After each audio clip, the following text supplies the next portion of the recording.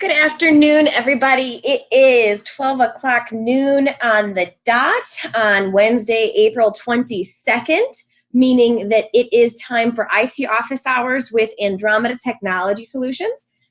This is the first ever IT office hours session that we're doing remotely from home. So I do appreciate you guys taking a little bit of time to join in this afternoon.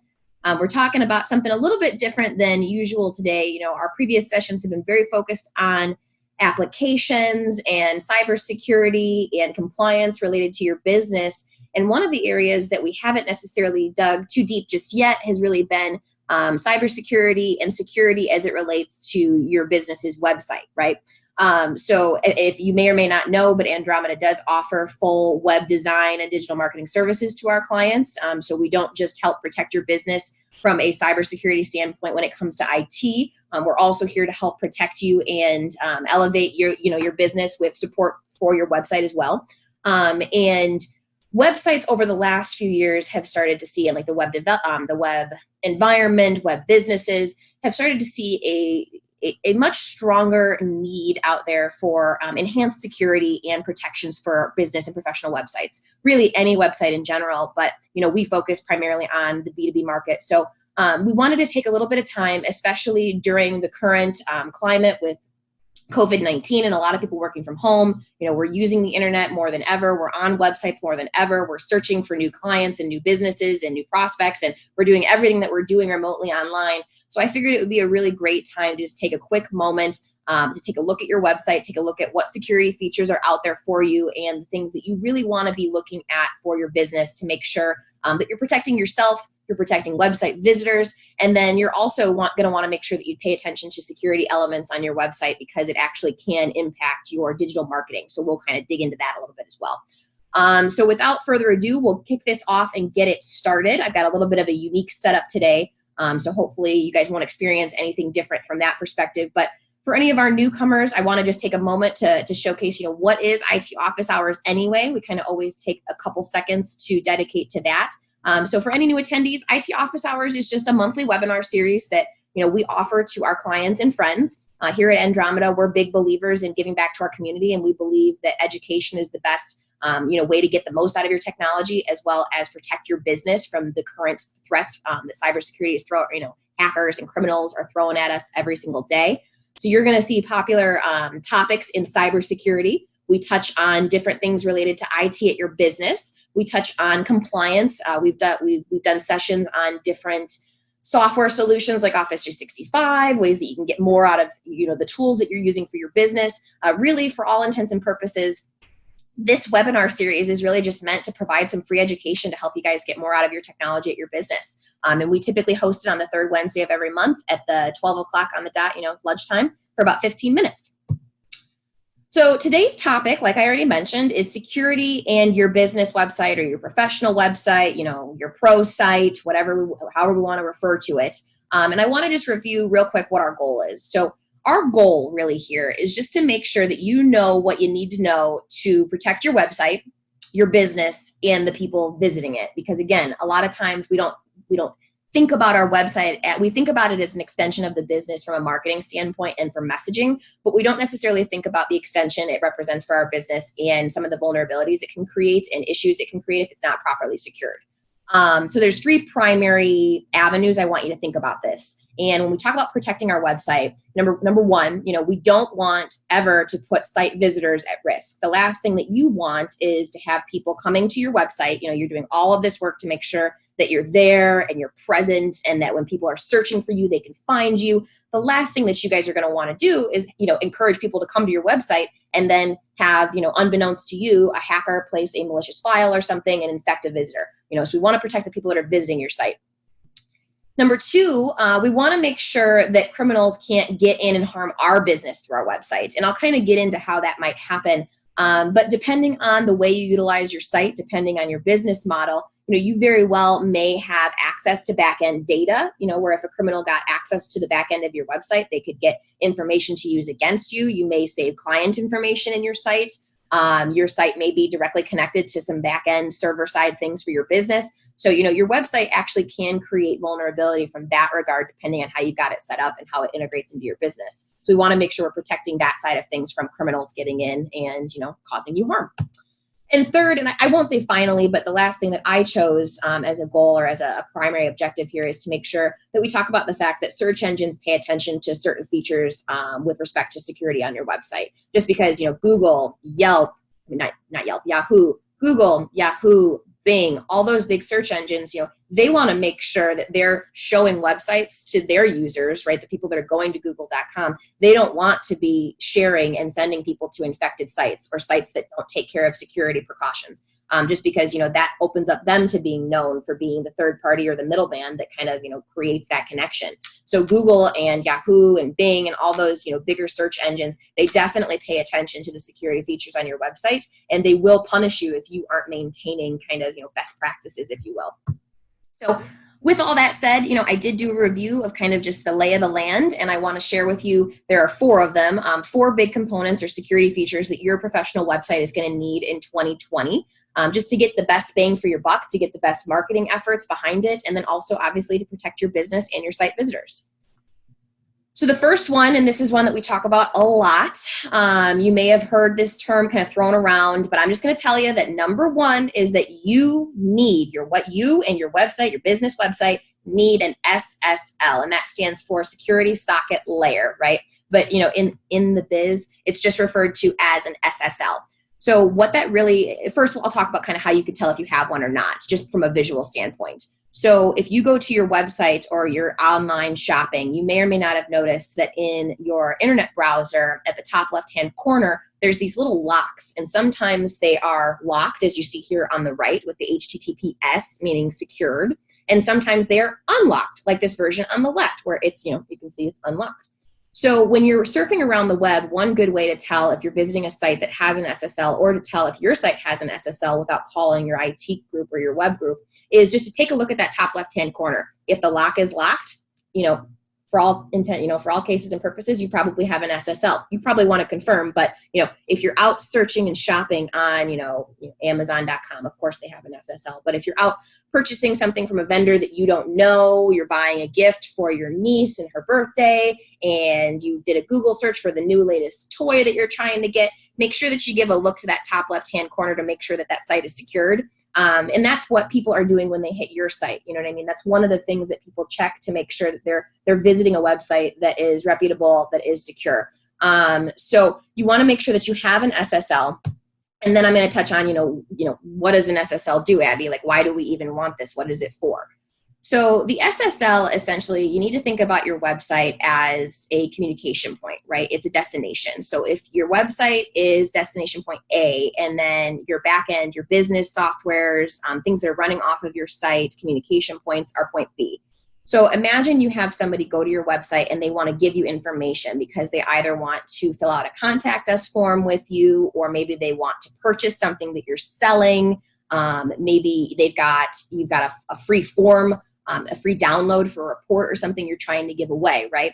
So to give that piece of information or to sell them that good, you want them to give you information, right? That may be their credit card information. It could be their name. It could be as simple as their email address because you're trying to add them to a marketing list. But you're just trying to get information from the site visitor, right? So what an SSL does is it actually secures and protects the communication, the route, the communication channel. So imagine you've got a visitor on your site who puts information in, and then let's pretend that information is stored in a box, and then that box is carefully carried over to the person who needs to take it to do with it what they will, either to take the money, to give you the report, to do whatever that thing is, right?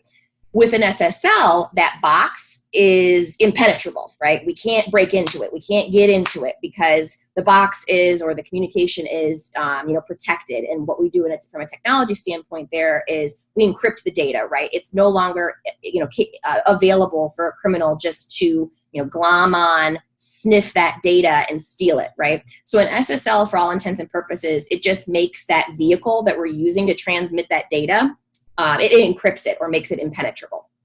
The other thing that I want to mention here is that you want to make sure that we're implementing an SSL so that you can protect your clients and their communications. But on the tail end, this is definitely one of those spaces that I was mentioning at the beginning of this session where Google specifically, and Yahoo and Bing, they all kind of do the same things. They all have the same, for the most part, business model and agenda.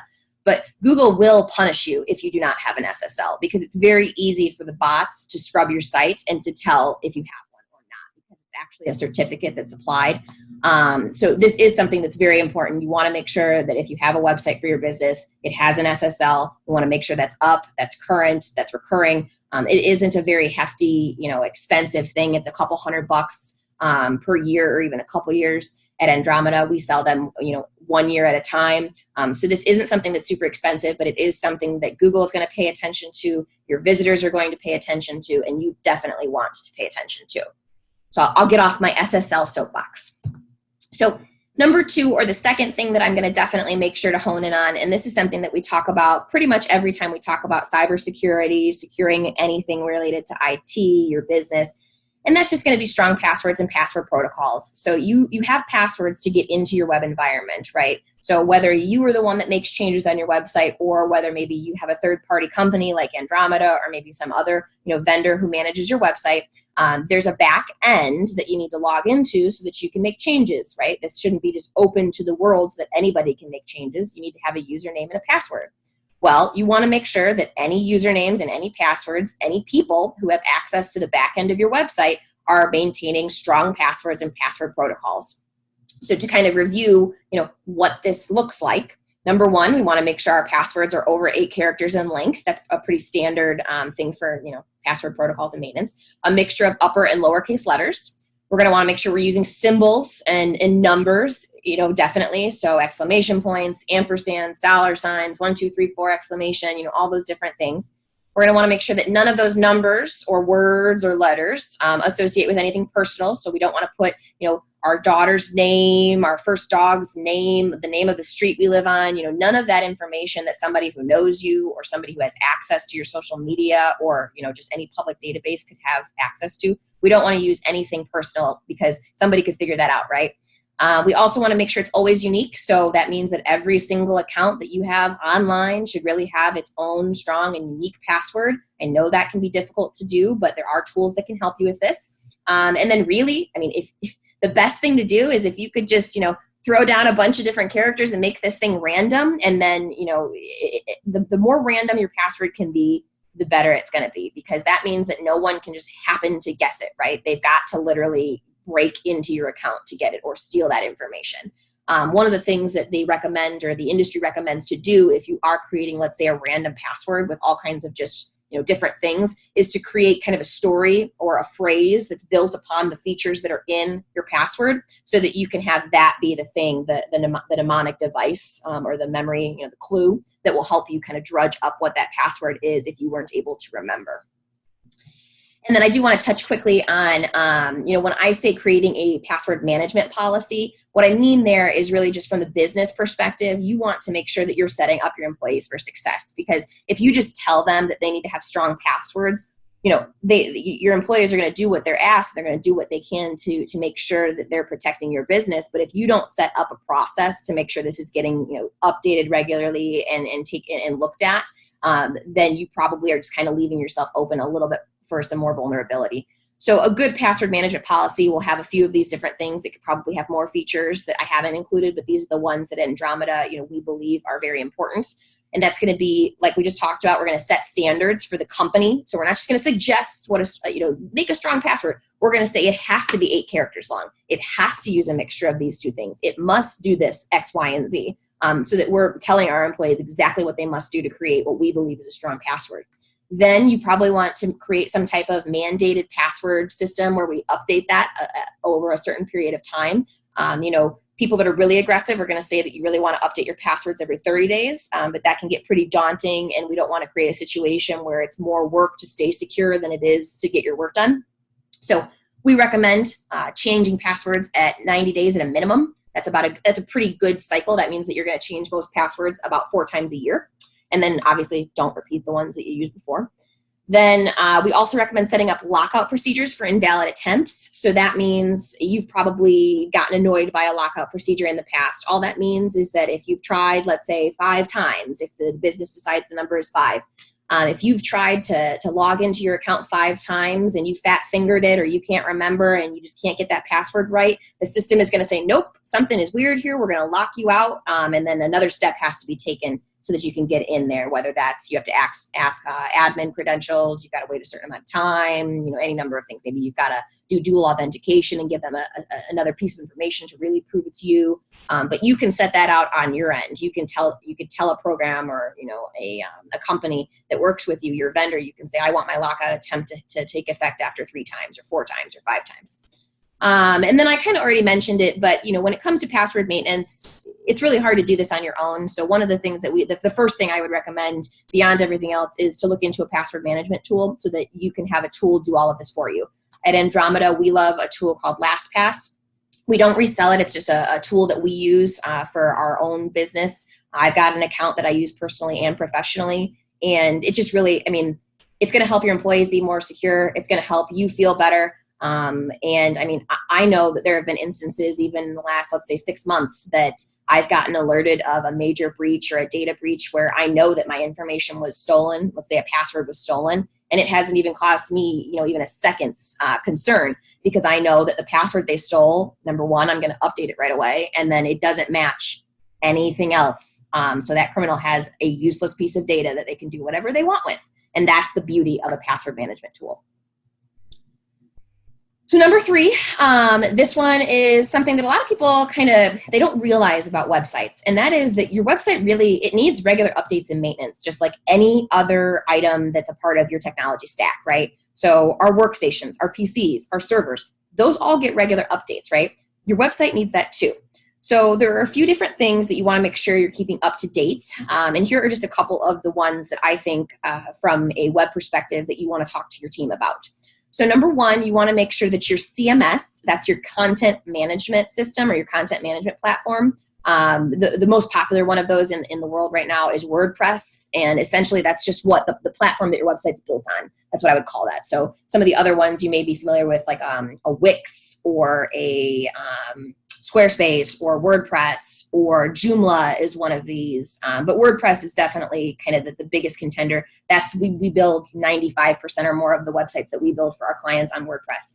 But these platforms and these environments, just like anything else, they need updates. And WordPress is not going to, for most cases, they're not going to push that directly out. You need to be the one that goes in and does those updates. And that's for a very specific and important reason. And that's that, WordPress doesn't know all the plugins and things that you've got on your site, right? And sometimes these updates can cause some, we'll call it infighting, right? Sometimes an update, as we know, to let's say, for instance, our PC, it makes a program act a little weird until it gets in sync. The same thing can happen on your website. So most of the time, your web team is going to do this on a schedule. We perform our website updates to our WordPress platform on a quarterly basis. And we do that knowing that we need to pay attention and do some QA, do some quality assurance to make sure that when we do those updates, nothing happens. But the important part there is just that, just like with a computer, just like with a PC, there are criminals out there creating malware, creating programs, all kinds of stuff that's meant to attack and get into your WordPress platform. And these updates are meant to help patch up those security loopholes. They help make sure that your WordPress platform functions properly, that it's loading as fast as it can so that you get the best SEO results, that your visitors are having the best experience they can, and then also that it's as secure as possible. I already kind of hinted at this, but another thing you want to make sure is getting regular updates and maintenance are going to be the plugins and the patches that you've applied to your site. Our websites have widgets. They've got applications running on them. They've got different things. There's a plugin called Yoast that helps with your SEO. There's plugins that help images, the file sizes be smaller so the sites load faster. There's all kinds of stuff that your web team probably has embedded onto your site. And you want to make sure that those plugins are also getting those updates, right? Because again, hackers and criminals, they've got tools that they run. They literally just sit there and they wait for these known vulnerabilities to pop up, and then they run scans to find websites that have dated plugins that haven't been updated. They know what the vulnerabilities are. They get into your site and they embed it with malware, and that's what is done every single day. And it's all because we're not maintaining proper environment updates, I'll call them. So then the only other thing, and it's not the only other thing, but the last thing I will mention is that you do want to make sure that you're communicating with your web hosts to find out how regularly or how they handle updates to the server side of things. So we talked about the website itself and making sure that is getting updated. We talked about the plugins and the widgets and the applications that we have on our site that are running there, that we want to make sure those are getting updated. And then we want to make sure that we take a step back and we go, okay, so what about the environment that these things are living in? How is that being maintained? How is that being updated? Is the coding language being maintained? Has that been updated? All those kinds of things. And you probably, many of our contacts are going to be, office managers, owners, and people who may not necessarily get into things to that level, that granular level. But you do want to ask those questions of maybe your marketing manager or whoever is making those decisions for your website. Just make sure that you're working with somebody that you can trust, who understands that the website needs to be beautiful. It's got to bring you those leads, but it's also got to be secured, right? There are technology elements that we've got to make sure that we're securing. So the last thing that I'm going to talk about here is going to be a firewall for your website. So a firewall is something that, most people understand how that works, right? And we understand how it works from the perspective of our business and the internet, right? A firewall essentially is really just, it's a barrier and it's invisible. It's not going to be something that we really see, but it's a piece of equipment that helps make sure that when we're on our network, when we're getting on the internet, our employees are able to get to the places that they want to get that are protected, right? The firewall is going to make sure that it's keeping people away from sites that we know are bad, that are infected. You could even, set your firewall up to make sure that we're scraping content so that we're not going to visit sites that have content we shouldn't be visiting and things of that nature. And then for, the network, a firewall also makes sure then the converse, people can't get in that don't belong in your network internally, right? So a firewall is really just a barrier that's going to be here to make sure that the people that need to get in can, and the people that shouldn't get to places that they shouldn't go don't get there either, right? That's how it works for your website too, for the most part, right? So a firewall for your website, or in the industry, it's typically called a WAF, or a web application firewall. A web application is considered your website. A WAF, or a website firewall, as I'll call it on this session, a web firewall is really just going to make sure that these hackers and these criminals that are trying to get onto your sites, and again, what they're trying to do is they're trying to hide files, hide code on your site, so that when, myself, let's say I'm not Abby, the marketing manager at Andromeda, I'm just Abby on the internet looking up cute pictures of puppies, right? What the criminals are going to try and do is they're going to try and get onto that puppy website, and they're going to try and put code into the back end so that, when I visit it, they can infect my machine in whatever way they want, right? They may try to embed spyware on my machine so they can watch what I'm doing. They may try to have me download a bad file so that they can do, infect my machine with ransomware. Who knows what they're trying to do? But this is one of the ways that these criminals are getting into businesses and to our devices. It's through websites and infecting them. I don't have the stat off the top of my head, but I know that it's some egregious number of per capita, the number of sites daily that are infected. And you have to understand there are millions and millions and millions of websites globally. But I think it's over 80% of all websites deal with some type of a malware incident annually. So you want to make sure that you're investing in a firewall for your website that's going to assist with that. Good firewalls are also, they're not just going to be a barrier. We use a program called Security. And I mean, no firewall, it's got to be said also, no firewall is going to be 100% foolproof. There's always going to be some instance somewhere that gets past it because it's an ongoing game. It's an ongoing battle. Criminals are always getting smarter. Security professionals are always trying to stay a step ahead of them. It's a cat and mouse type of a battle. But one of the nice things with a professional website application firewall is that if, let's say, they identify something on your site, right? They're using heuristics, they're using behavior models, they're constantly scrubbing the internet to try and find new programs and malware. If they identify your site as infected, then a good website application or a web application firewall is then going to be backed up by the service that's going to help you scrub and clean and get rid of that infection. And our tool does do that as well. So one of the things that I did want to touch on real quick, because a lot of times we get questions about this, is going to be the difference between an SSL and a web firewall. So, because earlier in the session, I made mention of the fact that an SSL, it encrypts communication on your site. It makes sure that if somebody puts information in, that information can't be stolen. It acts, like we talked about, it makes that box, that vehicle that we're transmitting data impenetrable, right? So a lot of people, when they hear that, they think, oh, but that is a firewall. Like, why do I need an SSL and a firewall, right? Like, I don't need both of those things, right? Why are you trying to sell me these things I don't need, snake oil salesman? And we are not, right? We are not snake oil salesmen. So I want to make sure that you understand the reason that both an SSL and a web application firewall or a web firewall are needed. So quick review is that an SSL protects data as it travels from a visitor to you or the visitor to the bank or, wherever it's going, right? If we're taking that credit card information to the person that's going to run the credit card, it's protecting that traveling. So an example, like I say here, is an SSL will protect and encrypt the data a customer puts into a contact us form. An SSL will also protect personal and financial information a client gives you on your website. So if I went to that puppy website and I saw a pillow with a beautiful dog on it that I just had to have, and I gave them my credit card information, I gave them my address, I gave them all the different data points that they wanted, when they have an SSL, I know that that information is being encrypted as it is being sent to the person who's supposed to receive it, and that it's not being stolen and intercepted by a criminal in, I don't know, Slovakia. So then the second, we're just going to touch again, a web firewall. So wait a minute, why do I need a web firewall if I've already got that SSL? A web firewall, sometimes referred to, like I said, as a WAF or a web application firewall, helps to secure and protect the site itself. So an example of that is a firewall or a web firewall will help prevent a hacker from embedding a virus into your site that infects others, right? So the web application firewall is supposed to help make sure that the criminals can't get in to access and mess with those plugins, can't get in to access and mess with those widgets, can't get in and embed code, or it can't get in and put a bad picture on your site that everyone's then going to see, or any of those types of crazy things. And then, I hate to throw it up there, but, whenever we talk about firewalls, you've got to mention, I've got that little asterisk, my little note is that no web firewall or firewall is bulletproof. So make sure that you invest in a solution that is going to make sure that, they're going to be there to support you in the event of something happening, because there is no 100% impenetrable solution. And if somebody tells you that theirs is, I hate to say it, but it's kind of maybe not so true. In review, website security features that we must have as per Andromeda and our web team, what we believe, that's going to be number one, that SSL. Number two, we're going to want to make sure that we've got great, strong passwords and password maintenance set up for our account.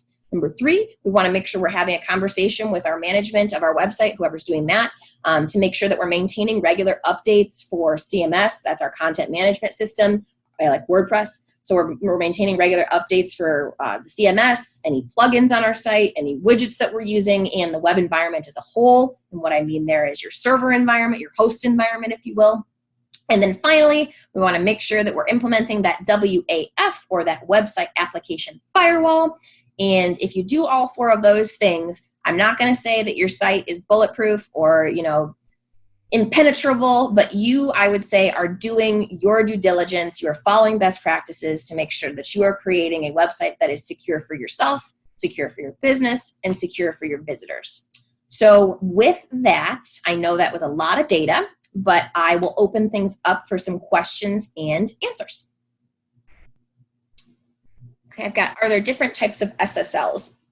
Yeah, I'm assuming you probably heard something about some of those things, like I said earlier in the call. There are standard SSLs. There are what is called wildcard SSLs. There's new SSLs that are meant to be used by probably like more financial institutions and institutions under extreme compliance that actually take a secondary step to confirm not just that the certificate is true and that the data is encrypted, but they go so far as to make sure that the business itself is who they say they are. Because right now, one of the things that's happening in the market is criminals are actually creating spoof websites, and they're able to trick people by buying SSL certificates. So for instance, let's say somebody was trying to spoof a JP Morgan and Chase, right? They made a chase.com website and they were trying to send out spam to steal people's credentials there. Chase actually would go and get an SSL that doesn't just encrypt their data, but has to be associated with Chase to make sure that that's accurate. But for most cases and purposes, you don't need to do anything that intense. That's really going to be for heavily regulated industries. A standard SSL, like I said, we sell them on a year-to-year basis just to make sure that they're updated and maintained as security policy and procedures change. But you may hear of like I said, wildcard SSLs, standard SSLs that last 1 year, and then some of them are 2-year or 3-year, but for the most part, they all kind of function the same. Oh, I got a question. See, this one's on the chat. So if we are using a very reputable web host for our site, can we assume that they have firewalls in place to protect our sites? I would say no, because those are kind of two different things. So the host environment is probably protected, but that doesn't mean that your website has a firewall associated with it specifically. So it's a good thing to just check into. The firewalls really, I mean, I'm trying to think. We actually bundle our hosting and our firewall solution together into an annual price, and it's really reasonable. It's it's like, I think it's about $600 or $700 annually, so that's spread out over 12 months for the firewall and the hosting annually. But I would definitely follow up with your hosting provider on that, just because they may have firewalls, like I said, for themselves, but that does not mean that they have a firewall for your site specifically. And there's all kinds of different things that you could get into depending on how granular you want to go there, because you could ask questions about, am I sharing my space? Is my environment secured? Is it private? Any number of things. Another good question would be just kind of what environment your site is hosted on, just because different types of environments are more vulnerable to issues. So most sites these days are hosted on a Linux environment, but some sites are hosted on Windows. I would say if your site is hosted on a Windows environment, you absolutely want to make sure you have a firewall installed, just because criminals are able to kind of code a little bit more, I don't want to say efficiently or effectively, but there's just more stuff out there typically that can kind of go after you in that regard. And I should throw out there that I do oversee all of our web team. So if you ever have any questions, comments, concerns outside of this session about anything related to your website, I'm definitely a great person to throw that at. And even if I don't know, if it's too techy for me, I will get with the people who know those answers for you. All right. Well, it looks like that is about it for questions for today. I do appreciate everyone for hopping on. I will do a quick shout out to next month's session. I thought that given the current climate and everything that's going on, it might be a really great idea to cover just some employee cybersecurity tips and training. And I'm even thinking about showing you guys kind of what we do at Andromeda and the tool that we use for ourselves. With all of us working remote and potentially working remote even longer than now. I mean, obviously no one knows. I figured that would be a really timely thing to share. So I'll be putting that out and hope to see everybody there. That's going to be the third week or the third Wednesday in May. I can grab the date on that. That is May 20th on Wednesday. So I hope to see you guys there. And without further ado, I'm going to hop off and get this recording ready to share with everybody. So thank you everyone again for stopping by, and I will see you next month.